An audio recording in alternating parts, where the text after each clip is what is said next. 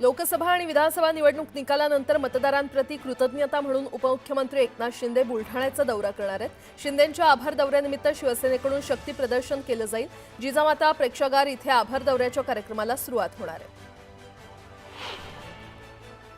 अकोला जिल्ह्यातील 65 सरपंचांनी शिवसेनेमध्ये प्रवेश केला। ठाण्यातील वागळे इस्टेट परिसरात पार पडलेल्या सोहळ्यात उपमुख्यमंत्री एकनाथ शिंदेंच्या उपस्थितीमध्ये हा पक्ष प्रवेश पार पडला।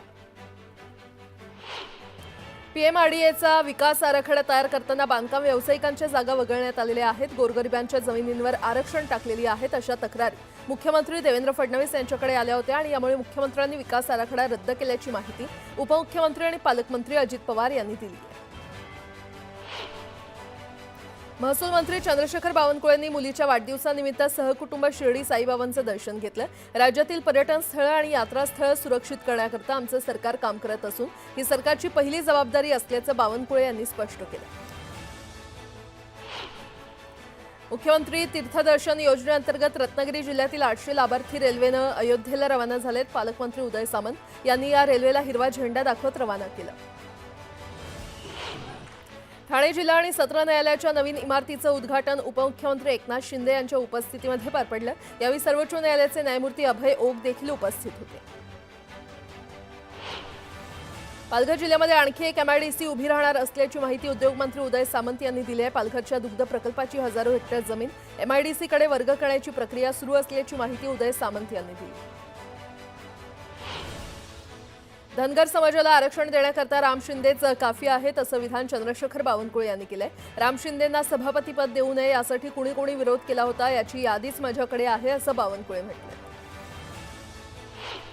वसमतच्या गुंज गावात ट्रॅक्टर अपघातात 7 महिलांचा मृत्यू झाला होता। दरम्यान या महिलांच्या कुटुंबियांची उपमुख्यमंत्री अजित पवार यांनी भेट घेत त्यांचं सांत्वन केलं। महाराष्ट्र राज्याच्या स्थापनेला 65 वर्ष पूर्ण होत असल्यानं राष्ट्रवादी काँग्रेसकडून संयुक्त महाराष्ट्र गौरव यात्रा काढली जाते। ही यात्रा सांगलीमध्ये दाखल झाली आणि यावेळी राष्ट्रवादीच्या कार्यकर्त्यांकडून रथकलश यात्रेचं जल्लोषात स्वागत करण्यात आलं। मसाजोगचे सरपंच संतोष देशमुख हत्या प्रकरणातील आरोपी वाल्मिक कराडची प्रकृती बिघडली। कराडची जिल्हा रुग्णालयातील वैद्यकीय पथकाकडून तपासणी करण्यात आली आहे। अस्वस्थ वाटू लागल्यानं डॉक्टरांकडून रक्त चाचण्यांचा सल्ला देण्यात आलाय, तर रक्त चाचणीचा अहवाल आल्यानंतर कराडवर पुढील उपचार होणार आहेत। माजलगावातील ढाबा मालक महादेव गायकवाड हत्या प्रकरणातील 6 आरोपींच्या पोलीस कोठडीमध्ये 2 दिवसांची वाढ करण्यात आली आहे। माजलगावमध्ये किरकोळ वादातून गायकवाड यांची हत्या करण्यात आली होती। कुलगाम पोलिसांनी लष्कर आणि सीआरपीएफच्या संयुक्त कारवाईमध्ये 2 दहशतवादी साथीदारांना अटक केली आहे। त्यांच्याकडून शस्त्रास्त्र आणि दारुगोळा देखील जप्त करण्यात आला। मावळमधील देहू येथील पर्यटकांच्या मोबाईलमध्ये पहलगाम हल्ल्यातील 2 संशयित दहशतवादी कैद झाले आहेत। पर्यटक श्रीजित रमेशन यांनी याबाबत एनआयएला माहिती दिली आहे। जम्मूमधील स्थानिकांनी पुन्हा बंकर उघडलेत आणि वाढत्या तणावाच्या पार्श्वभूमीवर 2018 पासून वापरात नसलेले बंकर पुन्हा उघडण्यात आलेत। दरम्यान स्थानिकांचं म्हणणं आहे की त्यांना पाकिस्तानवर विश्वास नाही, कारण ते सैन्य आणि नागरिकांचं नुकसान करण्यासाठी कोणत्याही थराला जाऊ शकतात। जम्मू काश्मीरमध्ये ट्रेकिंग बंद करण्यात आलेत आणि पुढील आदेश येईपर्यंत ट्रेकिंग बंद राहणार आहे। पहलगामच्या हल्ल्यानंतर लोकांच्या सुरक्षिततेसाठी प्रशासनानं हा निर्णय घेतलाय। चंद्रपूरमधील 3 कुटुंबातील 7 सदस्य काश्मीरमध्ये अडकले होते। दरम्यान 7ही जण रेल्वेनं स्वगृही परतलेले आहेत। राज्य सरकार आणि आमदार किशोर जोरगेवार यांच्या मदतीनं ते आज स्वगृही परतले। जळगाव जिल्ह्यामध्ये एकूण 405 पाकिस्तानी राहत असल्याची माहिती पोलीस अधीक्षकांनी दिलेली आहे। पाकिस्तानी सर्व 405 जण हे हिंदू तसंच सिंधी समाजाचे असून त्यापैकी 2 पाकिस्तानी लोकांना भारतीय नागरिकत्व मिळाले। शॉर्ट व्हिजिट व्हिसावर जळगावात आलेल्या 7 पाकिस्तानी नागरिकांना जिल्हा पोलीस दलाच्या वतीनं नोटीस बजावण्यात आलेली आहे। हे पाकिस्तानी नागरिक सिंधी समाजाचे असून यामध्ये काही महिलांचा समावेश आहे। काश्मीरमध्ये झालेला हल्ला हा इस्लामिक आतंकवाद असून आम्ही वेगळे आहोत आणि बाकीचे काफिर आहेत अशा मानसिकतेतून झालेला हा हल्ला आहे असं विधान रामगिरी महाराज यांनी केलंय। हिंदू समाजानं जागृत होणं गरजेचं आहे असं देखील ते म्हटले। राहुल गांधींनी काश्मीरमध्ये जात परिस्थितीची पाहणी केली, तर पंतप्रधान नरेंद्र मोदी बिहारच्या निवडणुकीत व्यस्त आहेत अशी टीका काँग्रेस नेते नाना पटोले यांनी केली आहे। भाजप 2 समाजात तेढ निर्माण करते असं देखील पटोले म्हटले। पहलगाम हल्ल्यानंतर भाजप शिवसेनेमध्ये श्रेयवादाची लढाई असल्याची टीका विरोधकांनी केली होती। दरम्यान गिरीश महाजन हे अशा कामाचे ठिकाणी अग्रेसर असतात, तर आपत्तीच्या वेळी मदतीला धावून जाण्याची एकनाथ शिंदे यांची कार्यपद्धती राहिली आहे। त्यामुळे विरोधकांनी टीका टिप्पणी करण्याचं कारण नाही, असं स्पष्टीकरण तटकरे यांनी दिलं।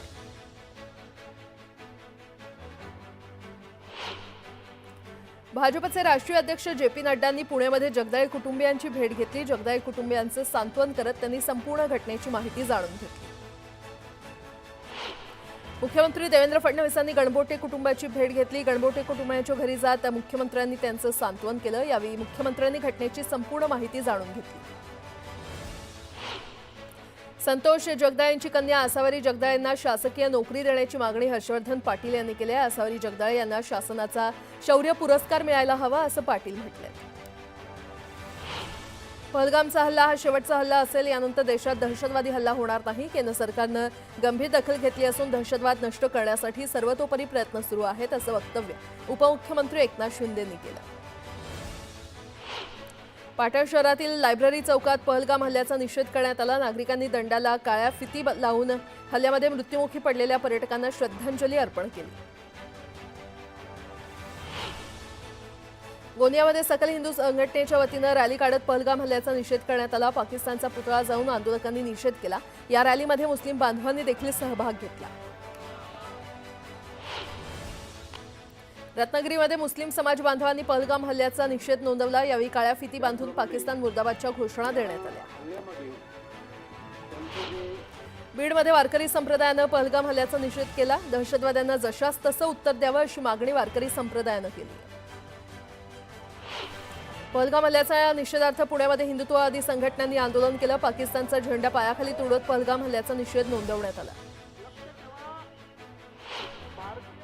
चंद्रपूरच्या बल्लारपूरमध्ये एका सराफा व्यापाऱ्यानं अनोख्या पद्धतीनं पाकिस्तानचा निषेध नोंदवलाय। या व्यापाऱ्यानं दुकानाच्या पायऱ्यांवर पाकिस्तानचे पंतप्रधान आणि लष्कर प्रमुखांचे फोटो चिटकवलेत आणि त्यामुळे ग्राहक या फोटो पायाखाली तुडवत दुकानात प्रवेश करतात।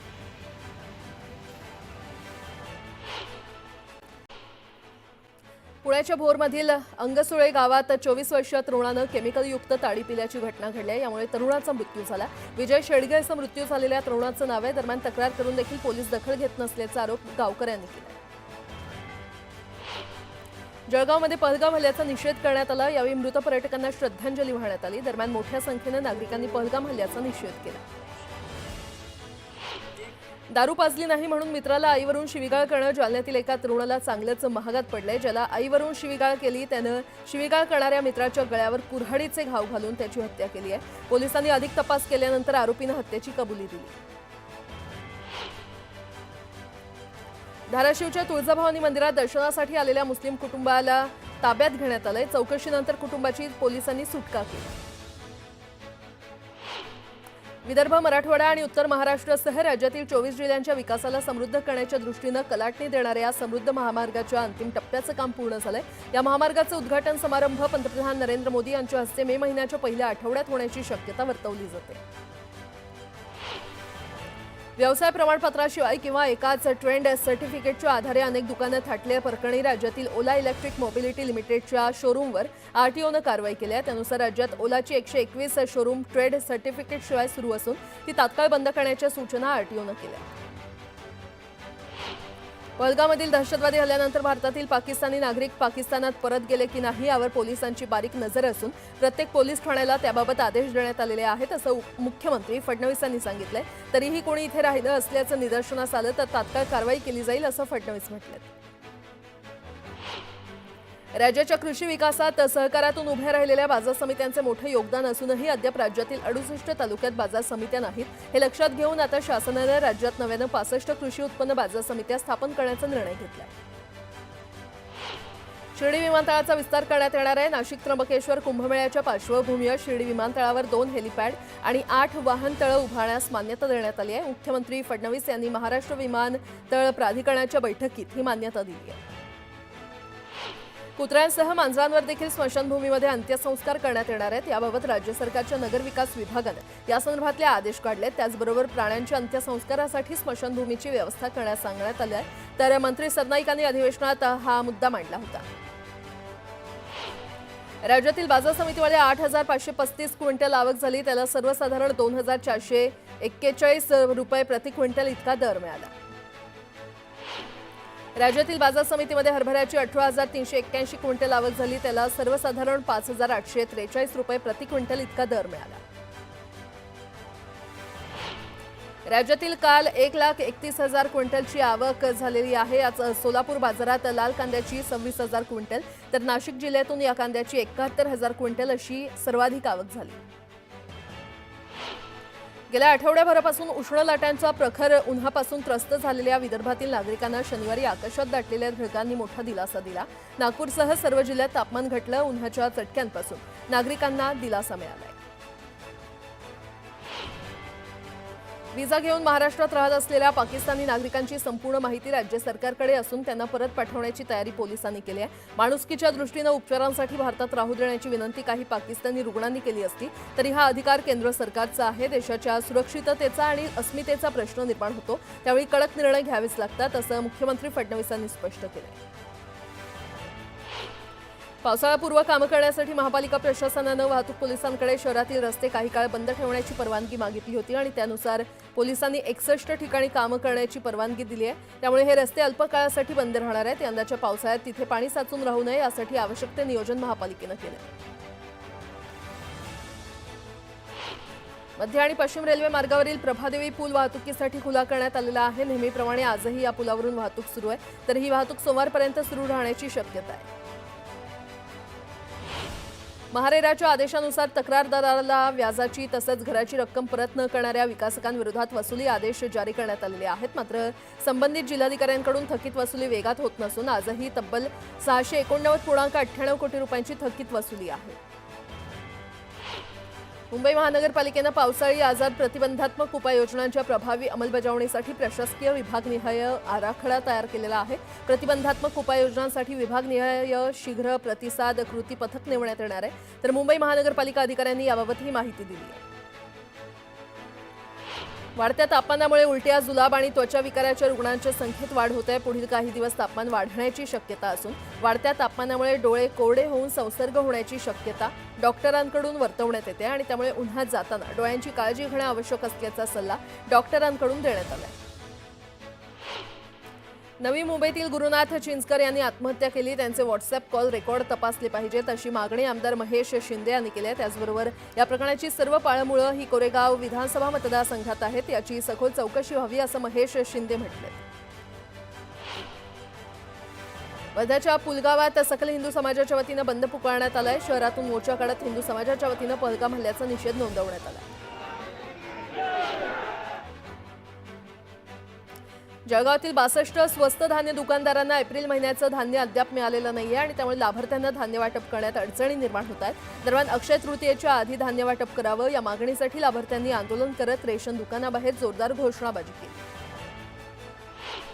पिंपरी चिंचवड शहरातील दापोडी पोलीस ठाण्याच्या नवीन इमारतीचं लोकार्पण पार पडलं। पालकमंत्री अजित पवार यांच्या हस्ते हे लोकार्पण पार पडलं। मात्र या लोकार्पणापूर्वी पोलीस अधिकाऱ्यांनी घातलेल्या सत्यनारायणाच्या पूजेची सोशल मीडियावर जोरदार चर्चा सुरू आहे। भिवंडी तालुक्यातील स्वागत कंपाऊंडमध्ये असणाऱ्या फर्निचर गोडाऊनला अचानक भीषण आग लागली। या आगीचं स्वरूप एवढं भयंकर आहे की आगीच्या ठिकाणी 7 ते 8 गोदामं भक्ष्यस्थानी पडली। पुणे जिल्ह्याच्या इंदापूर तालुक्यात पावसानं हजेरी लावली। पावसामुळे निमगाव केतकीतील आठवडे बाजारातील भाजीपाला आणि फळ विक्रेत्यांचं नुकसान झालं, तर अनेक ठिकाणी वीज पुरवठा खंडित झालाय। यवतमाळ तालुक्यातील मांगुळ आणि शहरात अवकाळी पाऊस कोसळला। भुईमूग आणि तीळ उत्पादक शेतकऱ्यांना पावसाचा फटका बसण्याची शक्यता आहे। बीडच्या केज तालुक्यातील नांदूरघाट परिसराला वादळी वाऱ्याचा तडका बसलेला आहे। सोसाट्याच्या वाऱ्यामुळे तोडणीला आलेल्या आंब्याचं मोठं नुकसान झालंय। शेतकऱ्यांनी पंचनामे करून नुकसान भरपाई देण्याची मागणी केली आहे। अमरावतीतल्या हलक्या पावसानं हजेरी लावली आणि अमरावतीमध्ये जिल्ह्याच्या तापमानाचा पारा 45 अंशांवर पोहोचला। दरम्यान 28 तारखेपर्यंत अमरावतीसह विदर्भाला पावसाचा इशारा देण्यात आलाय। लातूरच्या चाकूर तालुक्यात वादळी वाऱ्यासह अवकाळी पाऊस कोसळला। वडवळ, नागनाथ, जानवळ आणि घण या गावांमध्ये मुसळधार पावसानं हजेरी लावली। पावसामुळे उष्णतेपासून नागरिकांना दिलासा मिळालाय, तर झाडांवर लागलेल्या आंब्याचं नुकसान झालंय। गोंदियामध्ये अवकाळी पावसानं हजेरी लावली. अवकाळी पावसामुळे नागरिकांना उष्णतेपासून दिलासा मिळाला. मात्र पावसामुळे फळभाज्यांना फटका बसण्याची शक्यता आहे. त्यामुळे शेतकरी हवालदिल झालाय. पंढरपूरच्या करमाळा तालुक्यातील जेऊर आरोग्य केंद्रातील डॉक्टरांचा अलगजीपणा समोर आलाय. शस्त्रक्रियेनंतर महिलांना चक्क जमिनीवर झोपवण्यात आलं. बेड उपलब्ध नसल्यानं महिलांना जमिनीवर झोपवण्यात आल्याचा धक्कादायक प्रकार समोर आलाय. हिंगोलीच्या औंढा नागनाथ तालुक्यातील सुकापूर इथे वावटळीमुळे लग्न मंडप उडाला आणि त्यामुळे वऱ्हाडी मंडळींची एकच तारांबळ उडाली. या घटनेमध्ये 4 ते 5 जण किरकोळ जखमी झाले. रायगड जिल्ह्यातील थंड हवेचं ठिकाण असलेल्या माथेरानला पर्यायी मार्ग मिळावा अशी मागणी स्थानिक नागरिक गेल्या अनेक वर्षांपासून करतायत. मात्र अद्याप मागणी पूर्ण झालेली नाहीये आणि त्यामुळे स्थानिकांनी नाराजी व्यक्त केली. बीड तालुक्यातील लिंबा गणेश विद्युत उपकेंद्रातील बोरखेड फिटरचे केबल जळाल्यानं 2 दिवसांपासून 4 ते 5 गावचा वीज पुरवठा खंडित झालाय. त्यामुळे पिण्याच्या पाण्याचा प्रश्न गंभीर झालेला आहे. जनावरांना पाणी देता येत नसल्यानं शेतकऱ्यांनी संताप व्यक्त केलाय. जालना शहराचा पाणी प्रश्न दिवाळीपर्यंत मिटणार आहे. जालना शहराला पाणी पुरवठा करण्यासाठी उभारण्यात येत असलेल्या 35 दशलक्ष लिटरच्या जलशुद्धीकरण प्रकल्पाचं काम अंतिम टप्प्यात आलंय. नांदेड शहरातून वाहणाऱ्या गोदावरी नदीमध्ये जलपाणी मोठ्या प्रमाणात वाढले आणि त्यामुळे जलचरांना धोका निर्माण झालाय. नदीतील प्रदूषणाकडे पालिकेचं दुर्लक्ष होत असल्याचं चित्र आहे. नांदेड शहरातील अतिक्रमण काढण्यासाठी महापालिकेनं विशेष मोहीम सुरू केली आहे. शहरातील कला मंदिर रेल्वे स्थानक परिसरातील अतिक्रमण काढण्यात आलंय. बुलढाणा जिल्ह्यातील शेगाव ग्रामीण पोलीस ठाणे अंतर्गत येणाऱ्या लासुरा गावाजवळील शिवारातल्या कोरड्या विहिरीत युवकाचा मृतदेह आढळून आला. दरम्यान हत्या की आत्महत्या याचा शोध पोलीस घेत आहेत. नागपूरच्या इंदिरा गांधी शासकीय रुग्णालयातील डॉक्टरला चाकूचा धाक दाखवून लुटण्यात आलंय. डॉक्टर जवळील मोबाईल आणि इतर साहित्य हिसकावून चोरटा फरार झाला होता. दरम्यान पोलिसांनी चोरीच्या साहित्यासह आरोपीला अटक केली. पाचोरा ते गाळण रेल्वे स्थानकादरम्यान तारखेडा गावाजवळ रेल्वेतून पडून अज्ञात तरुणाचा मृत्यू झालाय. या प्रकरणी पाचोरा पोलीस ठाण्यात आकस्मिक मृत्यूची नोंद करण्यात आली. नाशिकच्या सिन्नरमध्ये एका टोळीनं घरात घुसून तरुणाची हत्या केली. पूर्ववैमनस्यातून ही हत्या केल्याची माहिती आहे. यापूर्वी मयत तरुणाची या टोळक्याविरोधात तक्रार दाखल केली होती. मात्र तक्रारची दखल न घेतल्यानं ही हत्या झाल्याचा आरोप तरुणाच्या कुटुंबियांनी केलाय. नाशिकच्या पवननगर येथील महाविद्यालयामध्ये विद्यार्थिनींच्या 2 गटात हाणामारी झाली. काही दिवसांपूर्वी विद्यालयामध्ये कबड्डी स्पर्धा पार पडली. या स्पर्धेमध्ये विजय मिळवल्याच्या वादातून ही हाणामारी झाली. चिपळूणच्या खडपोली गावात नदीत बुडून आई मुलासह आत्याचा मृत्यू झालाय. मुलाचा पाय घसरला आणि तो नदीमध्ये पडला. त्याला वाचवण्यासाठी आईनं नदीमध्ये उडी मारली आणि भावजाईला वाचवण्यासाठी नंदेनं उडी मारली. मात्र तिघांचाही दुर्दैवी मृत्यू झालाय. वाशिमच्या समृद्धी महामार्गावर कारंजा ते मालेगाव दरम्यान कारनं ट्रकला धडक दिल्यानं भीषण अपघात झाला. या अपघातात एकाचा मृत्यू झालाय तर 2 जण गंभीर जखमी झाले. मुंबई गोवा महामार्गावर एका रिक्षावर दरड कोसळली. महामार्गाचं काम सुरू असताना शास्त्री पूल इथे 35 फूट दरड कोसळली. सुदैवानं कोणतीही जीवितहानी झाली नाही. बुलढाणा जिल्ह्यातील खामगाव येथील जिल्हा परिषद शाळेच्या पडक्या इमारतीला आग लागली. या आगीमध्ये परिसरातील लाखो रुपयांचं सागवान जळून खाक झाले.